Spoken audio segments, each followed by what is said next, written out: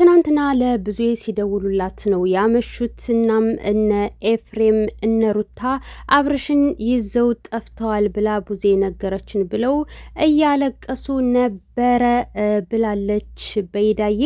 እናም ሲቀጥል ደግሞ ለብዙዬ እንዲሁም ሁለተኛ ዙር ደውለውላት ምን እንዳለቻቸው የማሳውቃችሁናል። እስከ ቪዲዮ ፍጻሜ አብራችሁን ቆዩ። ሰላም ሰላም፣ ውድ ቤተሰቦቼ ሰላማችሁ ይብዛ። ለዚህ ቻናል አዲስ የሆናችሁ ሰብስክራይብ፣ ላይክ፣ ሼር ያደረጋችሁ ቤተሰብ ሁኑ። ለማዳ አዲስ ትኩስ ቪዲዮዎችን የምታገኙበት ቻናል ነው። ከጎን የሆናችሁ ላይክ፣ ሼር፣ ሰብስክራይብ ያደረጋችሁ ደከመኝ ሰለቸኝ ሳትሉ ሁሌም ከጎን ያላችሁ ፈጣሪ ለእናንተም ከጎናችሁ ይሁን። የሰው መውደድ ይስጣችሁ። ፈጽሞ በሽታና ሐዘን እንዳይነካችሁ። ሁሌም ደስታ በደስታ ሆናችሁ ኑሩልኝ። ሲሳዩን ያብዛላችሁ። እናም ትናንትና እንግዲህ በስተመጨረሻ ሄርሜላ በድጋሜ ፌንት ነቅላ ወድቃለች ማለት ነው።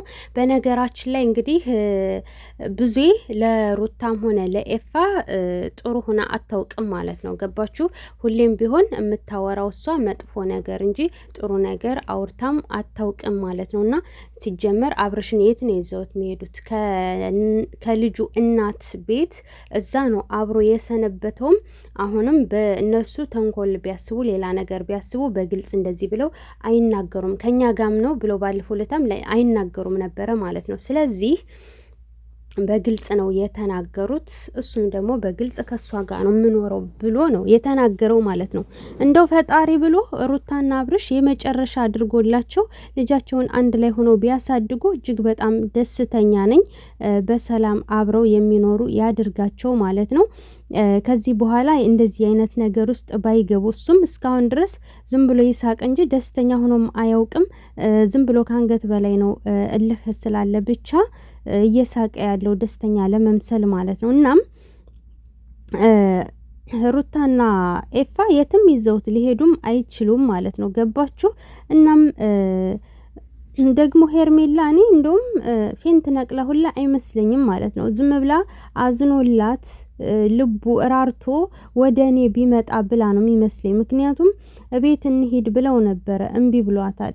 ከእሷ ጋር ነው መኖር የምፈልገው የሚለው ሽንፈትን መቀበል ስላልፈለገች ያ ነገር ስላናደዳት እናም አብራ መኖር ስለምትፈልግ ከአብርሽ ጋራ ገባችሁ? ሩታንም አሸነፍኩ ለማለት አንዳንድ ጥቅምም እንዳይቀርባት ስለዚህ አዝኖ ወደ እኔ ቢመጣ ብላ እንጂ የእውነት ፌንት ነቅላ አይመስለኝም። አንደኛ ፌንት ነቅላ ወደው ተነስታ ወደው ደግሞ መልሳ ወደቀች ማለት ነው።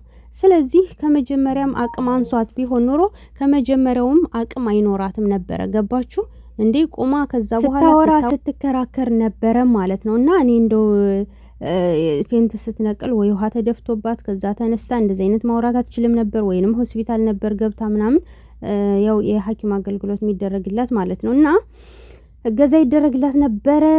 በዛ ማለት በዚህ ሩታ እንደዚህ አሁንን ስፍስፍ ብለሽ ደንግጠሽ ወይ ምናምን ብለሽ እንትን እያልሽ ነበረ ማለት ነው። ስለዚህ ራቅ ማለትና መጠንቀቅ ይኖርብሻል። ከጀርባ ሌላ ነገር ሊኖረውም ይችላል ማለት ነው። አብርሽ ደግሞ እንደዚህ ፈዘዘ ምናምን መድኃኒት የምትሉት ማለት ነው። ሲጀመር እኔ እንደውም የሰራው ስራ ያደረገው ድርጊት ሩታን አይኗን ማየት ስለከበደው ገባችሁ? በቃ የሆነ በመተት በምናምን እንትን ተብሎ እንድታዝንለትና ወቀሳ እንዳታመጣበት ስለፈለገም ይመስለኛል አንዳንድ ጊዜ ማለት ነው ሳስብና እንግዲህ በሰዓቱ ምክንያት ነው እየተባለም ነው። እሱ ወደፊት እውነቱ የሚወጣ ይሆናል። ነገር ግን ደግሞ ሩታ እና ኤፋ የትም ይዘውት ሊሄዱ አይችሉም። በይዳ የሩታ የኔ አስጨናቂ የሰው ባል ይዞ በሰላም መኖር የለም ብላለች። ትክክል፣ በሰላም መኖር የለም። ሆማ አይነሱ ማን በተበጥብጦ ማን በሰላም ይኖራል? አለቀ። የሆነ ቪዲዮ ደግሞ አለ፣ እስኪ ላስገባላችሁ። በማይክል ጃክሰን ያለው ነገር እንግዲህ ተፈቶለታል ማለት ነው።